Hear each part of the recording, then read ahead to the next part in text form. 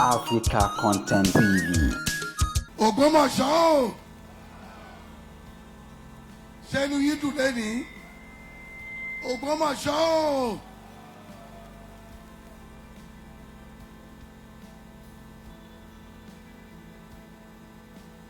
Olúwa mi, mo dúpẹ́. Olúwa mi, mo dúpẹ́. Olúwa mi, mo dúpẹ́. Mo dúpẹ́, mo dúpẹ́, mo dúpẹ́. Sing along with me. Olúwa mi, mo dúpẹ́. Olúwa mi, mo dúpẹ́. Olúwa mi, mo dúpẹ́. Mo dúpẹ́, mo dúpẹ́, mo dúpẹ́. Listen, èmi nìkan ló yẹ, kò lè yé ẹnìkan kan. Ìdí tí mo fi yìn Bàbá. Èmi nìkan ló yẹ. Èmi nìkan ló yẹ, kò lè yé ẹnìkan kan. Ìdí tí mo fi yìn Bàbá. Èmi nìkan ló yẹ. The last one. Ìwọ lọ́lọ́run mi. Ìwọ lẹ̀lẹ́dà mi, ọba àwọn ọba, Olúwa ọba títí láé, kò ní padà, èmi ọmọ yìí ọ, títí ayé mi, mo ní ìwọ lọ́lọ́run sí. Ìwọ ni mo wá.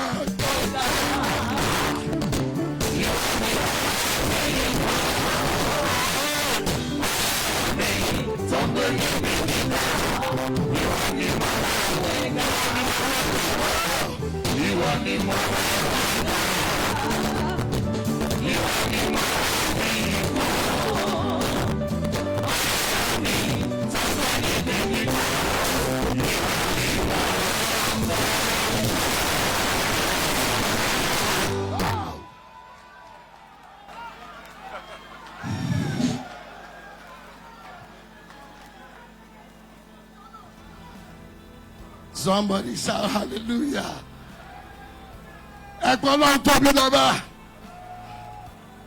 Woo! It's beautiful to praise God all the time. The former Vice President of the Federal Republic of Nigeria, my good Egbon, Professor Yemi Osinbajo, it's good to see you again. Host Governor, my brother, His Excellency, Engineer Makinde, Seyi Makinde, and other distinguished colleagues, members of National and State Assembly here present, other distinguished political functionaries, our royal fathers here present, notably our Baba Oni of Ife, His Imperial Majesty, Oba Adeyeye Enitan Ogunwusi Ojoja II, my own Baba Timi Ofede, Oba Muniruddin Adeshola Lawal, and others, religious leaders and other prominent personalities, security operatives, gentlemen of the press, ladies and gentlemen. I am elated to attend this coronation. I brought good message of the government and people of Osun State to the Kabiyesi, Oba Soun of Ogbosmo, Oba Ghandi, Afolabi, Olaoye. I also bring warm goodwill of my family, especially my big brother, Dr. Adeleke. Kabiyesi, warm congratulations. Wishing you peaceful reign. I pray for long life and prosperity. I love you,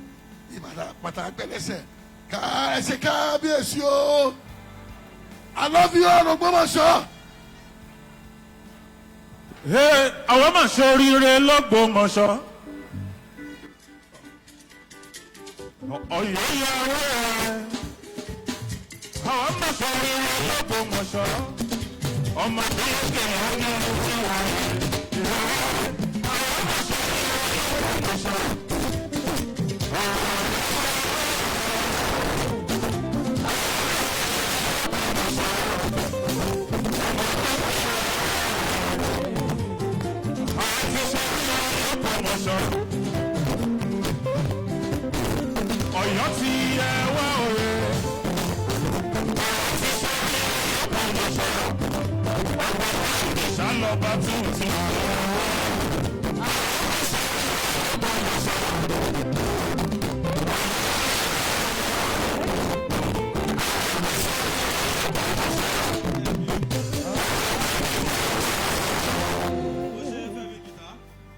Excellencies, distinguished and eminent personalities, our royal fathers, will take the fifth goodwill message on the Egunlani Nkeyin Igbale.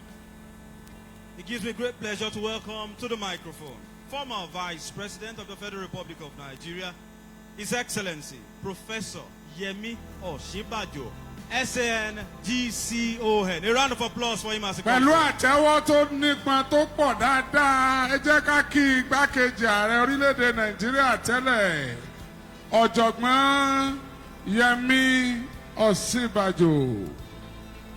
Àtẹ́wọ́ yẹn ò tó ká wá farabalẹ̀ ká gbọ́ ọ̀rọ̀ látẹnu wọn.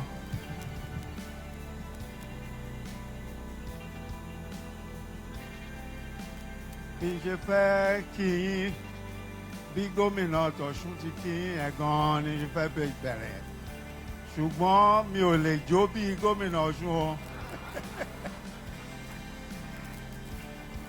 Ọpẹ́ ló yẹ ọ́ bàbá olóore, ìyìn ló yẹ ọ́ Ọlọ́run ọba òòṣà.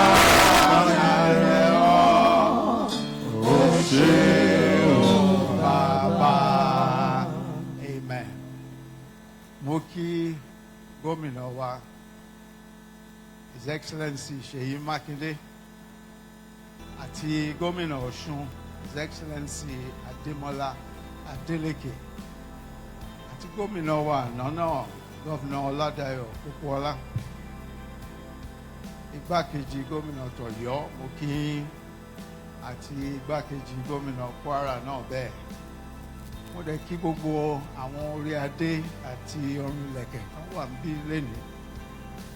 Pàtàkì mú kí Ọọ̀ni of Ifẹ̀, His Royal Highness Ọba Ògúnwùsì Jàjà II. Mo dẹ̀ kí Olú of Warri, His Royal Majesty the Olú of Warri, àti Olúwo of Ìwó, Ọ̀ràngún tòkè ńlá àti gbogbo àwọn kábíyèsí tí wọ́n wà níbí lónìí. Ṣùgbọ́n èní o ọjọ́ Ògbómọ̀ṣọ́ ni, ọjọ́ ire ni. Gbogbo àwa olóríire tá a wà níbí ẹ jẹ́ ká nawọ́ wa sókè o. Olóríire nìkan la ní kàn nawọ́, kì í ṣe gbogbo wa gbogbo wa tá a wà níbí lólóríire. Ọlọ́run á dẹ̀ ṣọ́ wa lóríire kalẹ́. Mo fẹ́ kọ́kọ́ dúpẹ́ lọ́wọ́ Olúwa Olódùmarè pé èmi gan-an pé mo rí èní yìí, ìjọ tí a máa fi ọba jẹ.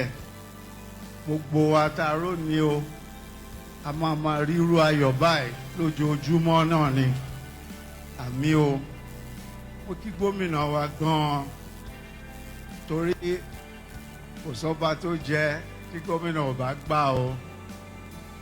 Mo kí gómìnà wa púpọ̀ pé wọ́n ṣe bí àwọn elder wa ṣe wí, wọn ò ní candidate ṣùgbọ́n nígbà tó Ògbómọ̀ṣọ́ dẹ̀ yan candidate wọ́n gbárùkù tì. Mo kí gómìnà ẹ ṣe, Ọlọ́run á máa kẹ́yìn, Ọlọ́run á máa wò yín, ẹ̀yin náà dẹ̀ ṣe dáadáa, inú gbogbo Ọ̀yọ́ á dùn. Ẹni tí a ń fi jẹ Soun of Ogbosmo lénìí ó jẹ́ ọ̀rẹ́ mi tímọ́tímọ́. Kìí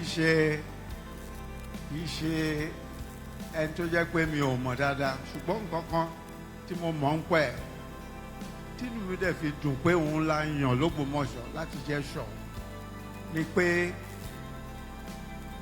èèyàn tó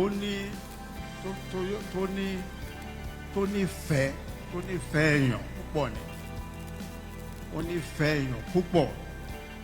Ànùkọ́ tá a máa rí níbí l'Ógbómọ̀ṣọ́ ní ìfẹ́ yẹn, torí ó nífẹ̀ẹ́ èèyàn púpọ̀, kò sẹ́ni tí ò nífẹ̀ẹ́, ó dẹ̀ máa fìfẹ́ yẹn hàn, gbogbo wa náà la dẹ̀ máa rí. Nǹkan kan tó yẹ pé ẹ tún rí pẹ̀ ni pé olóòótọ́ ni, kò ń purọ́. Ìgbà míì ẹ̀ ń láti bẹ̀ ni pé má tiẹ̀ sòótọ́ ẹ̀ jù kó máa da nǹkan rú, ṣùgbọ́n lóòótọ́ ni. Gbogbo nǹkan tí èmi dẹ̀ rí ń pẹ̀, gbogbo nǹkan tí mo rí ń pẹ̀ ni pé irú nǹkan tó yẹ kí irú bó yẹ kó bá ṣe rí náà nìyẹn, kó jó lóòótọ́, kó dẹ̀ nífẹ̀ẹ́ èèyàn, kó nífẹ̀ẹ́ àwọn èèyàn ẹ̀. Ọlọ́run á dẹ̀ bá ṣe, Ọlọ́run á bẹ̀ ṣe, kábíyèsí. God will help you, God will support you, and God will strengthen you. Mo dẹ̀ kí ìyàwó wọn náà, ìyàwó kábíyèsí olórí wa, mo kí Ọlọ́run náà máa dúró tì yín, bẹ̀ ṣe ń dúró tì kábíyèsí, Ọlọ́run á dúró tì yín. Kábíyèsí, gbogbo èrò yín dáadáa fún ìlú Ògbómọ̀ṣọ́ ẹ̀, gbogbo ẹ̀ lọ́lọ́run máa jẹ́ kó ṣeé ṣe fún yín. Ẹ̀ní rí tìjú o, ẹ̀ní rí lọ sẹ́yìn, gbogbo ìgbà lẹ́ máa lọ síwájú, ìlọsíwájú la máa rí, òkè lẹ́ ó máa rè, ẹ̀ní rí wàhálà o. Gbogbo ìtí Ọlọ́run máa fún yín ṣe nílùú yìí, gbogbo ẹ̀ ló máa já sí rere. Ẹ ṣé o, God bless you. A round of applause for Professor Yemi Osinbajo. Àtẹ́wọ́ ọ̀jọ̀gbọ́n Yẹmí Ọ̀ṣínbàjò, ẹ jẹ́ ó túbọ̀ tún rinlẹ̀ jù bá ń lọ. Keep clapping till he gets to his seat. Thank you, Your Excellency.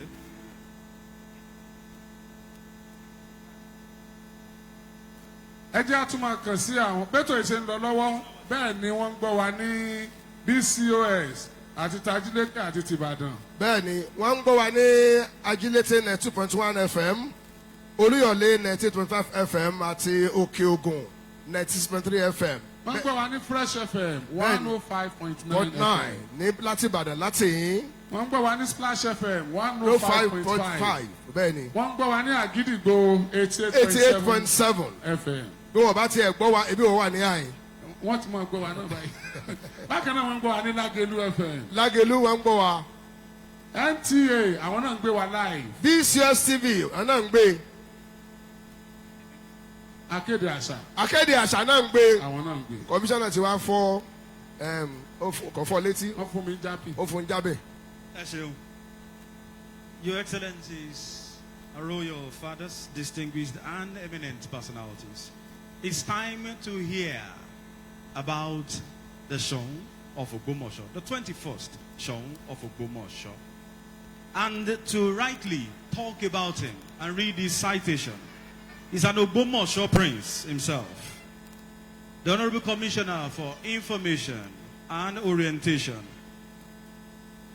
This commissioner, a prince of Ogbosmo, wrote the biography in December 1995 of the late Soun. You know the person I'm about to talk about. A media doyen.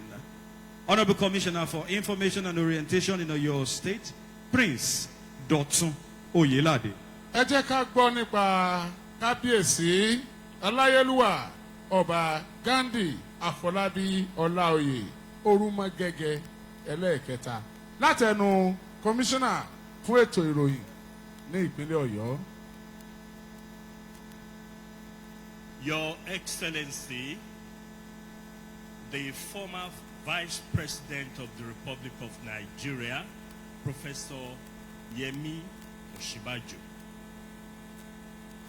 Your Excellency, the Executive Governor of your state, Engineer Seyi Makinde, Your Excellency, the Executive Governor of Osun State, Chief Demola Adeleke, the Deputy Governors of Oyo and Kwara States, KBACs, and top dignitaries who are here.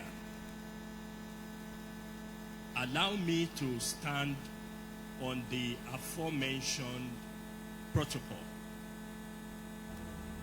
His Imperial Majesty Oba Ghandi Afolabi Olaoye Orumogege III, Soun of Ogbosmo land, is a visionary leader, a motivational speaker and entrepreneur, Institute Nigeria, and a director of Great Place to Work Institute, United Kingdom, based in London. GPTW is a global research and management consultancy company that recognizes the best workplaces in over 56 countries worldwide and provides premier business and advisory services. Also, the chairman of Quest Oil and Gas, Ascom Oil, a Nigerian independent marketer of petroleum products, storage, distribution, and sales. Quest Engineering Company, which is a value-driven energy company providing eco-friendly and innovative services in the upstream, midstream, and downstream sectors. Oba Ghandi is chairman of BUOJO Limited, a telecommunications support services and information technology consulting company. Oba Ghandi Olaoye is also the chairman of Education Advancement Support Services, EASS, a limited company focusing on engagement and fundraising technology for higher institutions.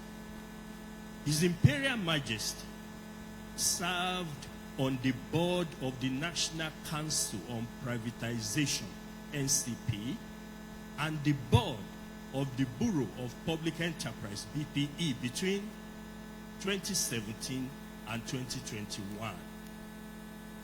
Oba Ghandi is a member of the Board of Trustees of Strategy for Monitoring Initiative and Leadership Empowerment, SMILE, a young entrepreneurship for development and a non-profit organization. In January 2009, Governor Martin O'Malley of Maryland in the United States of America invited Oba Ghandi to serve as an advisor and council member on the Council for New Americans. He served a 4-year tenure on the council. He assisted the governor to form policies on immigration integration into the state of Maryland. His Imperial Majesty serves on the board of a Smile on Their Faces initiative, which is a non-profit initiative focused group for people living with disabilities. Oba Ghandi served as the chairman of a real estate development project in Floyd, Texas, in the USA, where he oversaw the development of over 700 acres of a campus, a college, a housing estate, and a 20,000-seat auditorium. A founding member of the board of directors of Adam Smith Investment and Financial Company in Ikoyi, Lagos here, between 1990 and 1993. Founding member of the board of directors at Touchmark Saving and Loans, Lagos, between 1992 and 1995, and member of the board of directors at Dunamis Finance Company. This was between 1991 and 1994. An associate of the International Third World Leaders Association, ITWLA, a forum created to exchange cross-cultural ideas globally chaired by the late Dr. Miles Monroe. He represented Miles Monroe International in Nigeria for over 10 years. Olaoye is an influential community leader recognized in Nigeria by former Nigerian President Olusegun Obasanjo in 2001 and the United States of America by President Barack Obama in 2011. He is a recipient of the Youth Empowerment and Positive Mentoring of Africans in the Diaspora Award, an award conferred by the African Business Roundtable in the year 2008. Ghandi graduated with a Bachelor of Arts degree in 1982 from the prestigious Obafemi Awolowo University in Nigeria, which is the former University of Ife, with honors in English and library studies. He holds a master's in industrial and labor relations with emphasis on human resource management from Nigeria's premier university, the University of Ibadan, in 1987. Born on August 23, 1961, he enjoys traveling and has been to over 65 countries in Europe, Asia, Australia, the Caribbean, North and South America, the Pacific Islands and Africa. His other interests include swimming and playing Scrabble. His Imperial Majesty, Ghandi Afolabi Olaoye, is an ordained minister married to Ghandi Olaoye and has 2 children, Tolu and Tolumi. Thank you. Your Excellencies, distinguished and eminent personalities, we have come to the high point of today's event. Please, with a round of applause, make welcome the Executive Governor of your state, His Excellency, Governor Seyi Makinde, as he comes forward to perform the official handing over of staff of office to the 21st show of Ogbosmo. Ká fi gbé gómìnà Seyi Makinde dìde bí wọ́n ṣe ń bọ̀ wájú láti wá gbé ọba Ghandi. Ọba nílé ọlá, Adonai El Shaddai, ó yá Seyi gbọ̀ndọ̀ ọlẹ̀.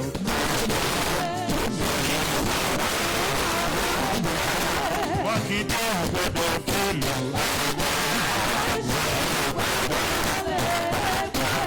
Seyi gbọ̀ndọ̀ ọlẹ̀.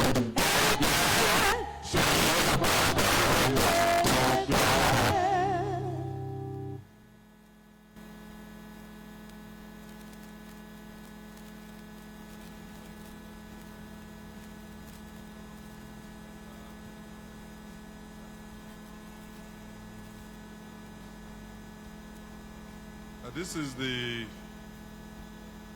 instrument of office to a ruling house chieftaincy. By the powers conferred on me as the Executive Governor of Oyo State, and in exercise of the powers I hereby confirm Oba Ghandi Olaoye Orumagege the Third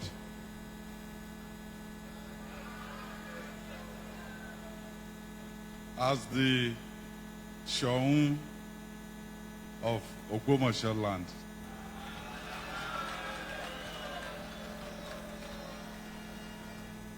So I will hand over the instrument of office, and I will also hand over the staff of office.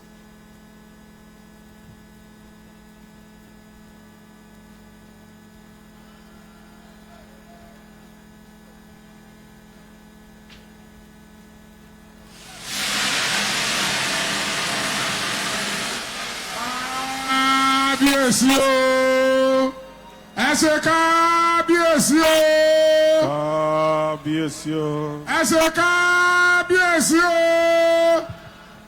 ẹ ṣé kábíyèsí o. Thank you, Your Excellency. Kábíyèsí, you may have your seat.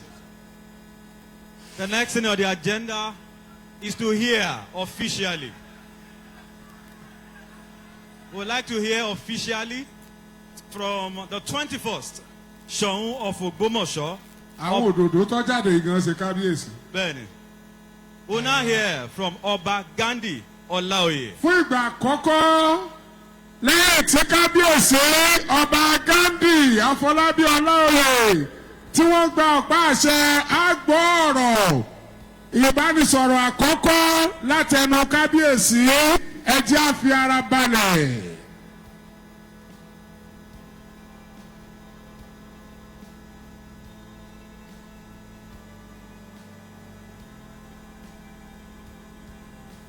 Good afternoon, everybody. Ogbosmo land. Good afternoon, Ogbosmo land.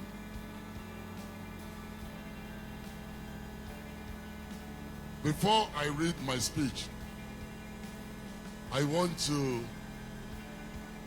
give honor to whom honor is due. And that is my Lord and Savior, Jesus Christ, who has made today to be possible for me. This is what he has wanted for me from the foundations of the world. So I give God all the glory today, that which he has purposed in my life, he has made me to be alive to witness it. So I give him all of the glory.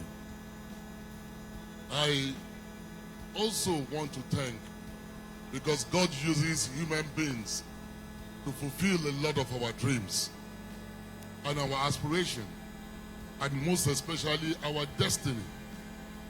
I want to thank my governor,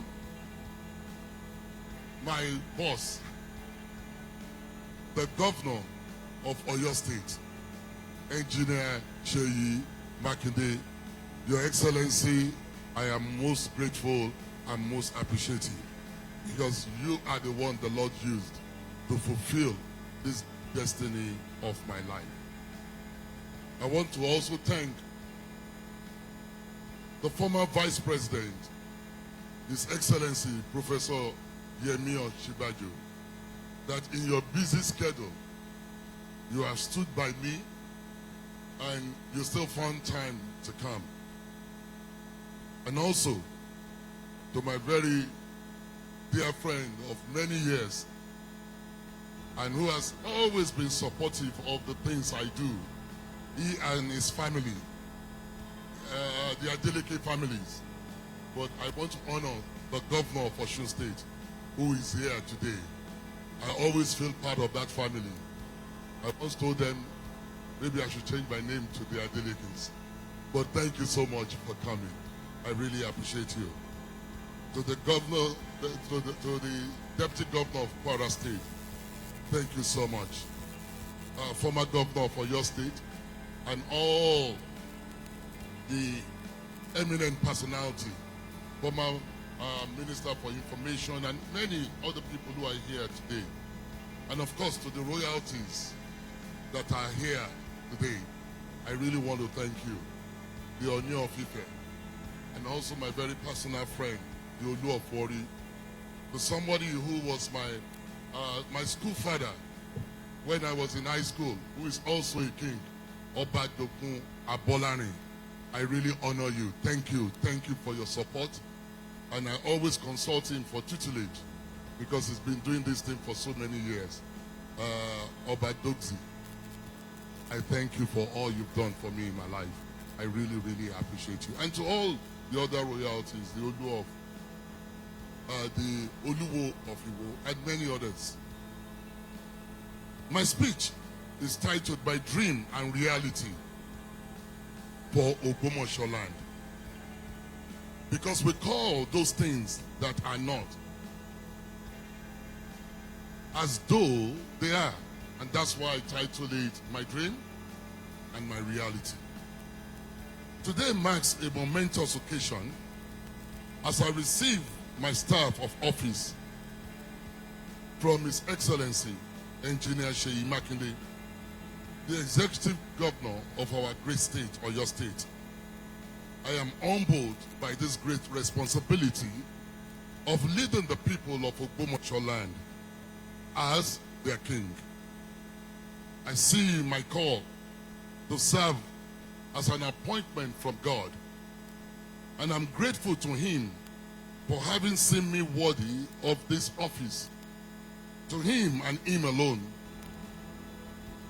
that is the great Jehovah, be all of the glory and the adoration and the praise. Today, Ogbosmo land stands at the crossroad of history, and I would like to appeal to all the stakeholders in the destiny of this great land for us to work together to ensure that Ogbosmo land fulfills the great potentials that the Almighty God has imbued within us. It is well known fact that the sons and daughters of Ogbosmo land are amongst the most industrious and entrepreneur people in this nation. No community can embark on any significant development that we want for Ogbosmo land without the government's input. We are thankful for the role that the government at the three levels, the federal, the state, and the local government, has played in developing Ogbosmo land. In the past, and which they have continued to play. We are particularly grateful to the government of Engineer Seyi Makinde for his attention to the Ogbosmo land since he assumed office about 5 years ago. But there is this adage that says that charity begins at home. And I would like to address my sons and daughters of Ogbosmo land as we are the major stakeholder in this project of my dream and the reality of Ogbosmo land. Let me start with those who reside in Ogbosmo land. Let my coronation, let it be a celebration of a collective reaffirmation of our shared destiny. I intend to be a king to serve, irrespective of religion, irrespective of the gender, and irrespective of other things that might differentiate us. The strength of our kingdom lies not in the crown I wear, but in the bonds that bind us together. That is where our strength is. And the bonds of loyalty, respect, and mutual understanding. To my sons and daughters who live and work outside Ogbosmo land, I would like to appeal to you to turn your attention to our homeland, Ogbosmo land. I have personally done so. That is why I left one of the most successful ministries in the United States of America and to the day-to-day management of a string of successful businesses that come and that I serve on to come and serve the people of Ogbosmo land.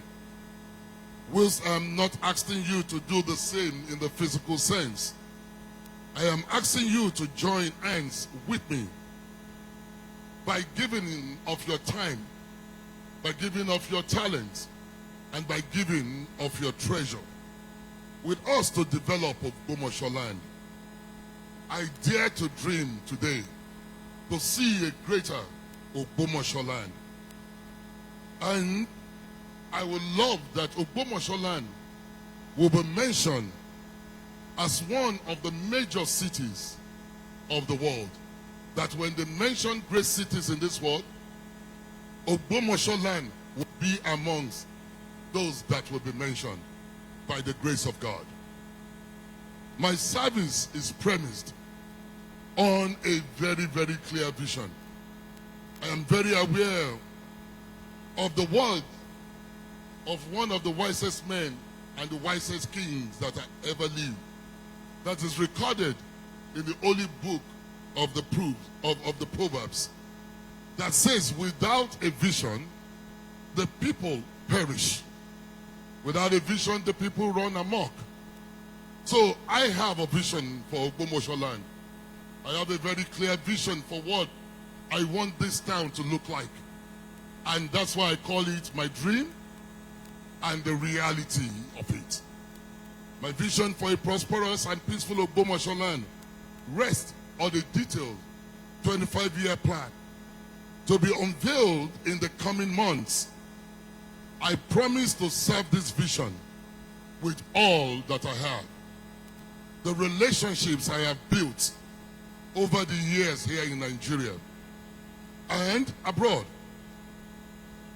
the experience that I've gained for running several successful businesses, the skills that I've gained also for more than 30 years in the executive and sitting on the board of different corporations, and also the 32 years that I've spent pastoring people and pastoring pastors.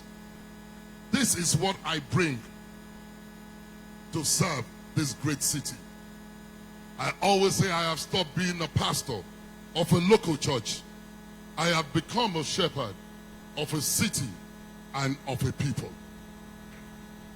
The people who I will serve are not just Christians, are not only just Muslims, are not only just who follow various African religions. I have come to serve everyone, whether you believe in your maker or not. As your sovereign leader, I promise to uphold the values of our tradition that defines us.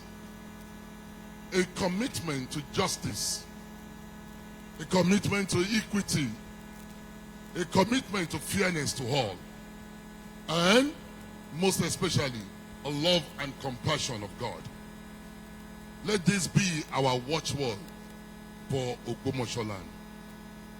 Before bringing this address to a close, I wish to pay special tribute to our immediate and past Soun of Ogbosmo, His Imperial Majesty, late Oba Dr. Jimoh Olajuni Oyewumi Ajagungbade III, for his unprecedented and milestone achievement during his lifetime and his reign in Ogbosmo land.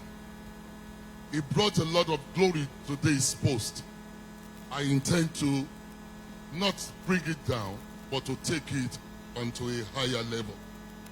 I really, really appreciate him because he was also a father figure even to me.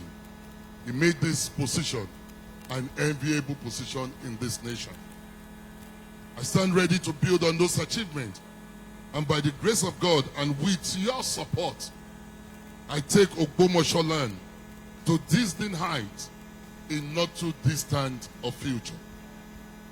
I would like to say a big thank you to the president of this country, President Bola Ahmed Tinubu, for his leadership in providing for Nigeria, Nigeria at this time. I also want again to salute Engineer Seyi Makinde, the executive governor of this state, who we would need for our 25-year development plan, for graciously assenting my selection as the Soun of Ogbosmo land by the kingmakers. I also thank him sincerely for coming personally to present this type of office to me. To the kingmakers, led by I Chief Jobalaje Otolorin, the Ariago of Ogbosmo land, and to all the kingmakers, I say thank you.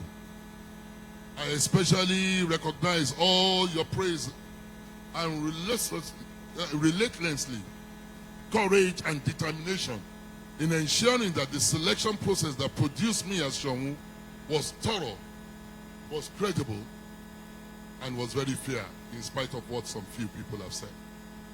I cannot end this address without thanking the larger Olaoye family of Ogbosmo land, led by our able Mogaji, Prince Amos Olaoye, for facilitating a rare privilege of representing all the different princes. To my brothers who contested this tour with me, let us put the past behind and let us forge ahead. There can be only one Soun of Ogbosmo at a time. And God, who gives it to whosoever it pleases him. And by his grace at this time, I am the chosen one. And he has given the stool of Soun to me. And I appeal to you, to all, to please join hands with me to further positively project the good name of the Olaoye family, the Orumogege's children, for the benefit of Ogbosmo land and for the humanity in general. Finally, my people of Ogbosmo land, let us remember that Ogun Ojalu, Ogbosmo agbe gbogbo wa o, adenu oko, ati denu oko, ìsinmi wà fún wa o. Peace will reign in this city. God bless you all. Thank you. Ẹ jẹ́ ká ṣe kábíyèsí o. Ìgbà ọdún kan ni. Ìgbà ọdún kan ni o. Ọba Ghandi kẹ̀pẹ́ fún wa. Ìgbà ọdún kan ni. Ìgbà ọdún kan ni o. Ọba Ghandi kẹ̀pẹ́ fún wa.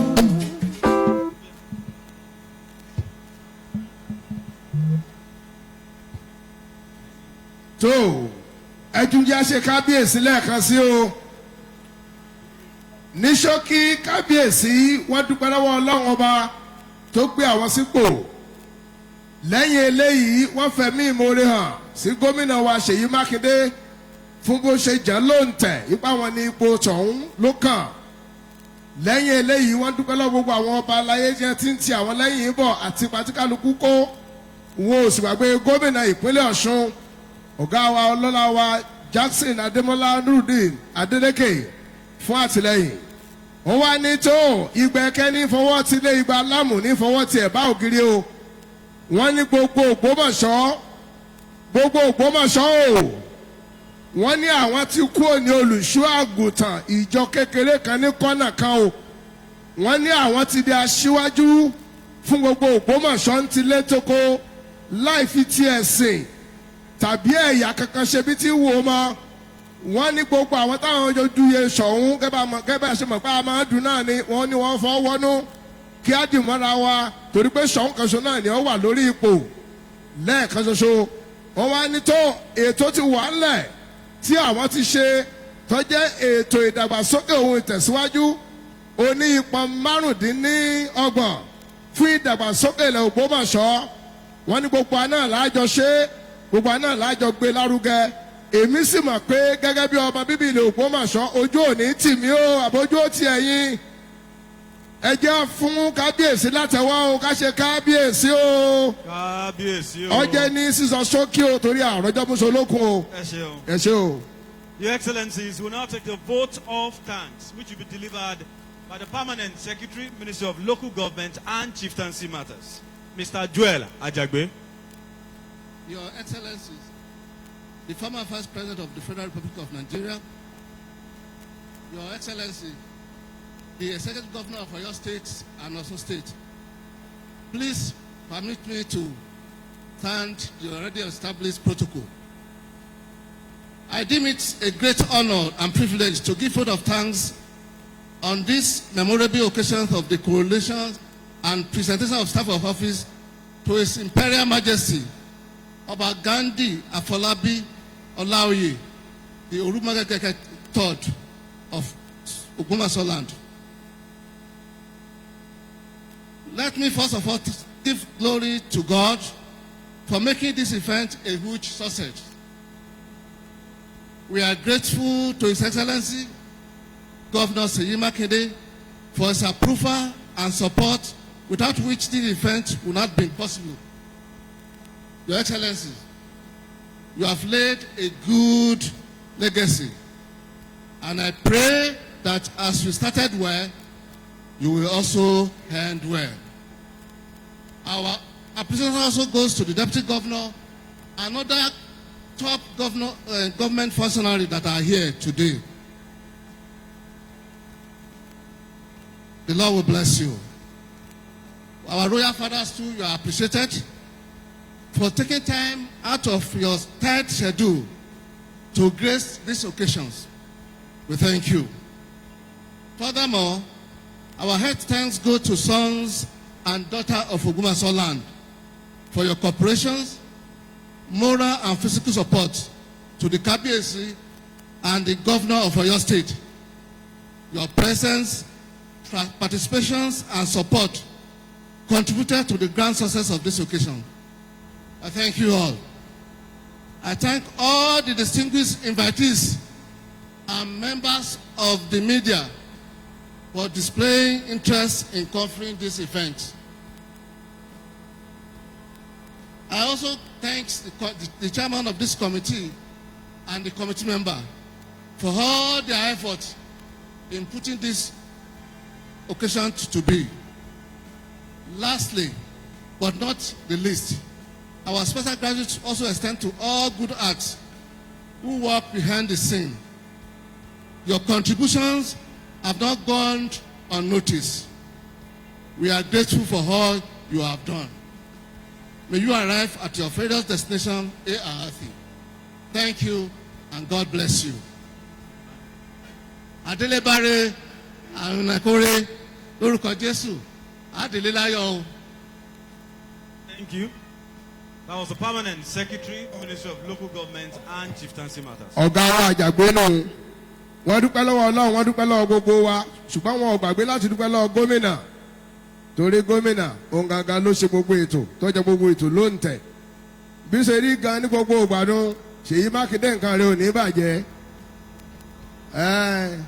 ráwọn èèyàn tí ń bẹ wájú gómìnà ni gbogbo àwọn ọba àwọn ìjòyè wọ́n ń lọ yọjú sí gómìnà wọ́n ń yọjú sí kábíyèsí Ọlọ́run lọ́mọ yóò ń fọ́tò tí ń bẹ ní àyín ẹlòmíì ò rí nǹkan kan yà mọ́ fọ́tò ẹni ẹlẹ́ni ní yà. alẹ́ lomi tún ya fọ́tò látọjú screen another cameraman. ẹ dákun torí Ọlọ́run ẹ jẹ́ kí a fi ọ̀nà lẹ̀ fún gómìnà. ẹ bá wa clear gbogbo ọ̀nà yẹn ká lè ṣètò yìí pápápá. àròjọ mùsùlùkùn kábíyèsí olú gbogbo wọn rí akínyẹnkúrin o ọmọ ìyá wa nu nǹkan yóò ní bàjẹ́ o. Thank you, thank you.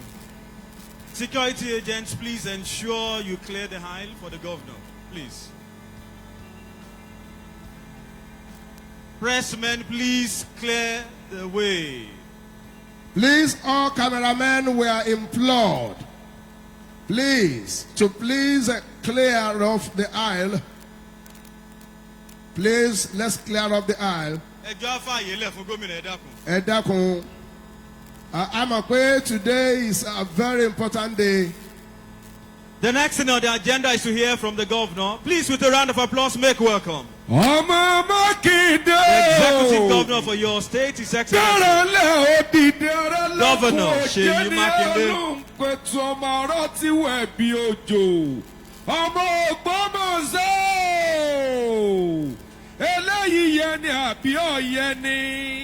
Kátórí àgbà bíi kànrànjẹ́gbọ́n tó dínú gbó kátórí ìtàkùn tí ó so bí ànàmọ́ olúwa rẹ̀ ọ̀dẹ́yìn ọ̀dàn. Ọmọ Mákindé òjẹ́ ni Ọlọ́run pẹ̀tù ọmọ rẹ̀ tí wọ̀ bí òjò òjẹ́ mi ọ̀jàdàbà bàbá tí yóò gbọ́dọ̀ jòrò fó sábà mi mòrò rẹ̀ bọ̀ lọ́nà oko ọmọ arọ́ tí wọ̀ bí òjò.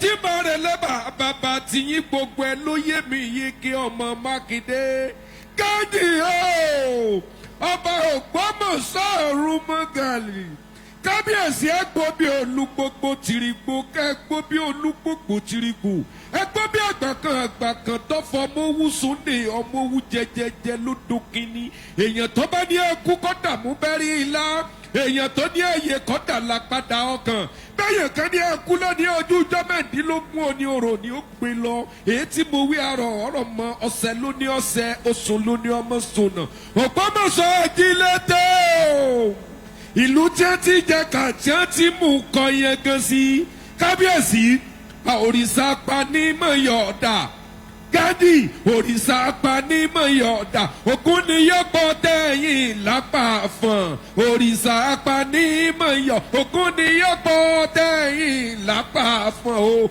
òrìṣà apanímọ̀yọ̀ọ̀dà o omi tuntun ìgbọ̀tún ọmọ Mákindé àsìkò rẹ̀ ń tú gbogbo ìpínlẹ̀ Ọ̀yọ́ la Èdùmàrè yọmọ bá ń fún ọ ṣe ọmọ Mákindé ọmọ tẹ́ ẹ bí ò ní kú ẹ̀yin náà ò ní bọ́ sọnù lọ àwọn ọmọ owó tẹ́ ẹ bá fọwọ́ ẹ̀yìn ṣe kò ní yí dànù ìpínlẹ̀ Ọ̀yọ́ ẹ sàmọ̀yọ̀ o ìpínlẹ̀ Ọ̀yọ́ ẹ sàmọ̀yọ̀ Olúwa lọ́sẹ̀ yẹ ẹ sàmọ̀yọ̀. ó ṣeun ọmọdé. Your Excellency, the immediate past Vice President of the Federal Republic of Nigeria, Professor Yemi Osinbajo, SAN, GCON. Your Excellency, the Executive Governor of Kwara State and the Chairman of Nigeria Governors Forum, Governor Abdurrahman Abdurrazak, ably represented by his deputy, His Excellency Kayode Alabi. Your Excellency, the Executive Governor of Osun State, my own dear very brother, Governor Ademola Adeleke. Your Excellency, the former military governor of Oyo and Ogun State, Major General Oladayo Pupola, retired. Your Excellency, the Deputy Governor of Oyo State, Barrister Abdurrahim Adebayo Lawal. Your Excellency, the former Deputy Governor of Oyo State, Engineer Hamid Badamasi. I have a long protocol list. I'll try and abridge it. Gbogbo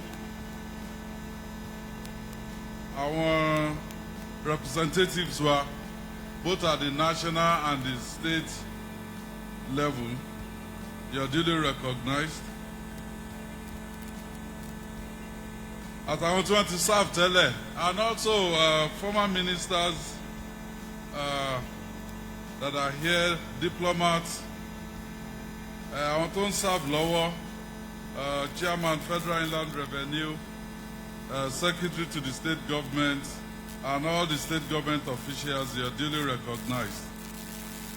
Ẹ gbogbo ẹ̀yin orí adé ọrùn lẹ̀kẹ̀, ẹ mú kí ẹ̀yin náà.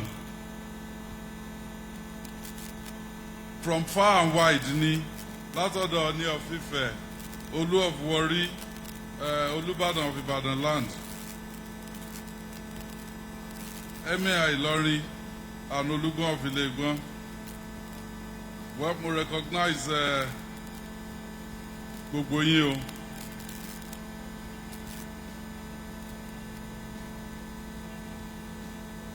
The elders, the leaders, members of the Advisory Council, Oyo State Elders Council, you are duly recognized, other political functionaries, permanent secretaries, heads of non-ministerial departments and agencies, eminent personalities that are here to grace this occasion, you are duly recognized.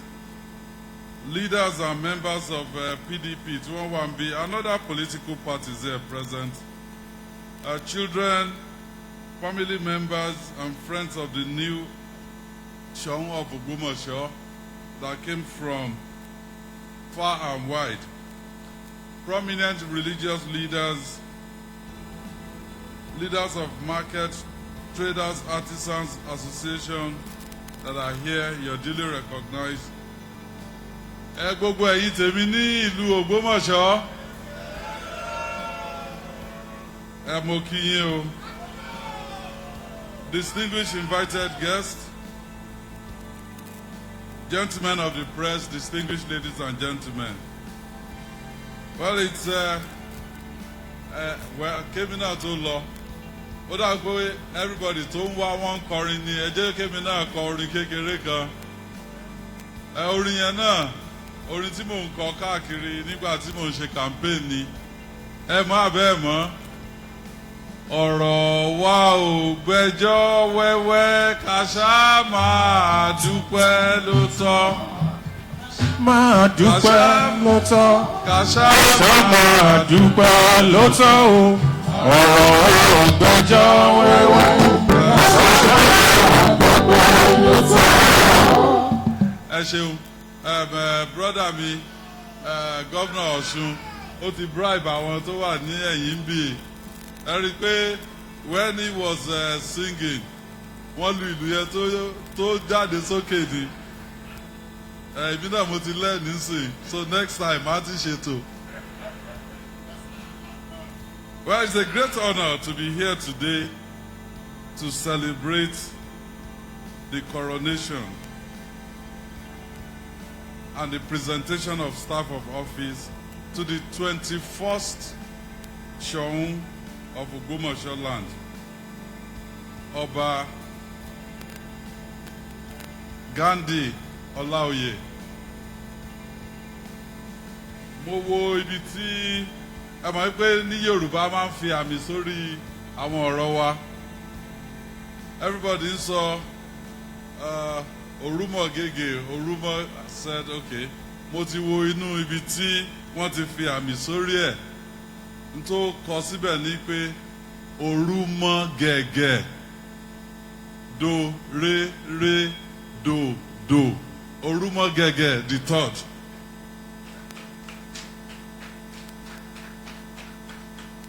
Well, I rejoice with the sons and daughters of Ogbosmo land, both at home and in diaspora. Ìgbà tí Kábíyèsí ń sọ̀rọ̀, he said Ogbosmo land during his reign will be amongst the top cities in the world. Well, Odabe, because Ogbosmo is in Oyo State. So, and also I read through his, during his citation, he said he worked with the governor of Maryland on immigrant integration into the state of Maryland. Ogbosmo bá ti di a top city. Your knowledge of integration our come handy, because a lot of us, you will integrate us also into Ogbosmo land. Well, today, Tuesday, the 19th December 2023, is a great joy. It is the day that the Lion of the House of Chiefs, the House of Assembly, will reconstruct padà.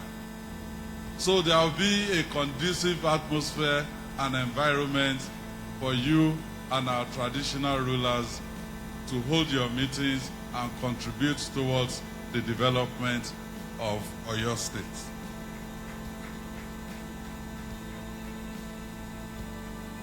The other thing I want to say is to the people who want to contest this throne, pẹ̀lú Kábíyèsí.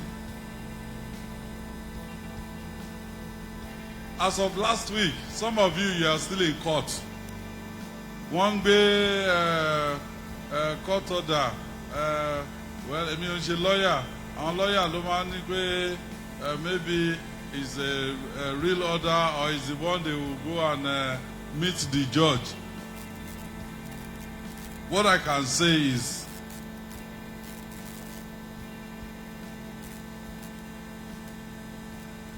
the contestation for the throne is behind us.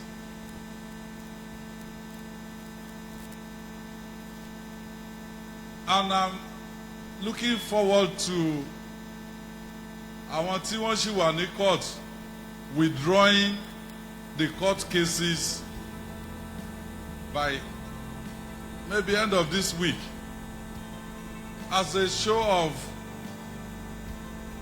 love for Ogbosmo land.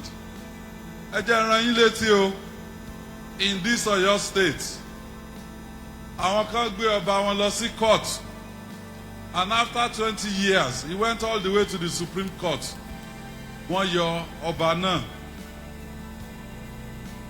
As of today, àti ọba tí wọ́n yọ àtàwọn tí wọ́n lọ sí court tí wọ́n yọ ọba, and the people of that community kò sẹ́ni tó rí benefit kankan nínú ẹ̀ after 20 years.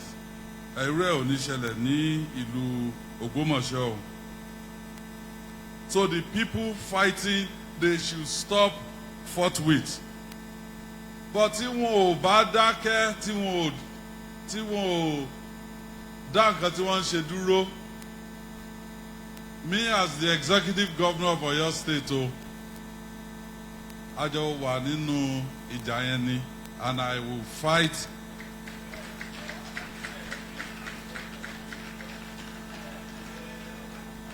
to ensure peace and to ensure progress for Ogbosmo land by ensuring pé anything tí government bá lágbára láti fi bá wọn jà, màá fi bá wọn jà o.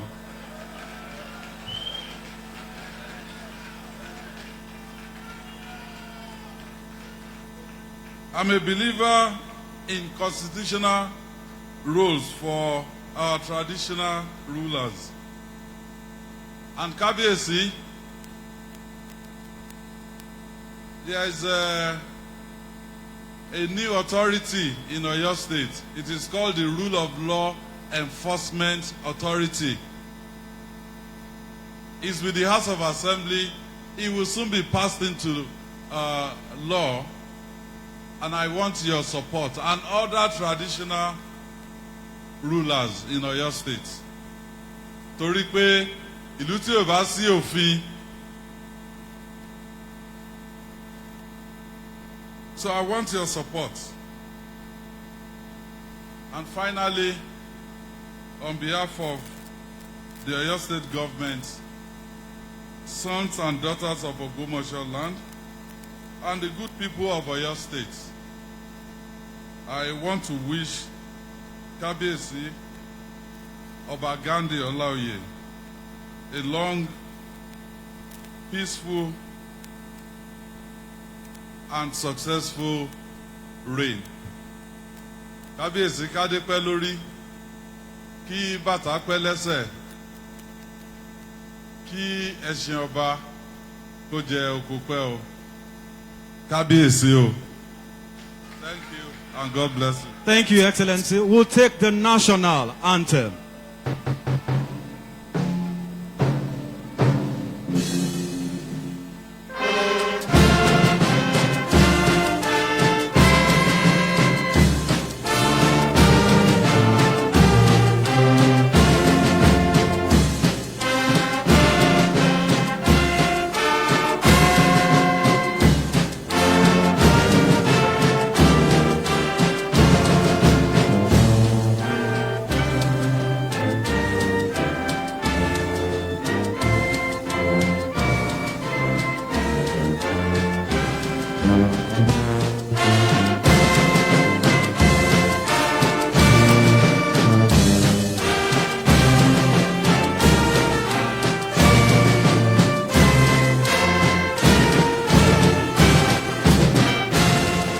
Thank you for coming.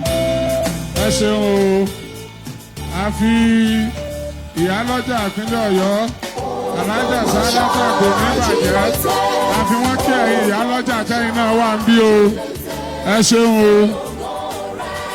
ẹ ṣeun adúpẹ́ o. Yeah, check.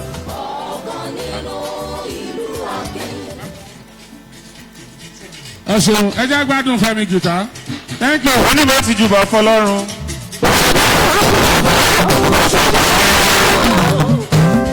19th of December congratulations ọba tuntun wa ọba Ghandi Afolabi ọmọ Olaoye ẹni máa ti jùbà fọlọ́run.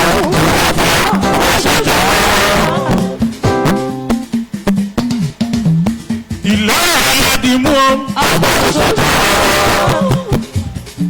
ọba Ghandi ọtí wọlé wọn kọ nílé.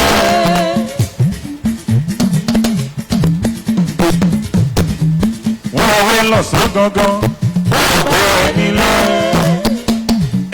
wọn wọlé lọ́wọ́ kùtùkùtù wọn kọ nílé. ọ̀pọ̀ wọn ṣe yéye orí wọn. ọ̀tọ̀ wọn ṣe yéye. Gọ́vnà Makinde kábíyèsí ní nkí ẹ̀ ń dáadáa.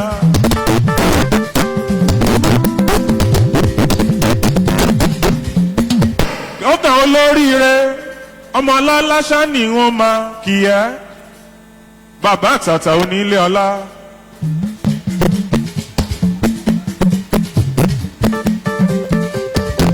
Ẹ̀yin ọ̀gbẹ́jọ́ wẹ́wẹ́ kan ṣá máa dúpẹ́ lọ́tọ́.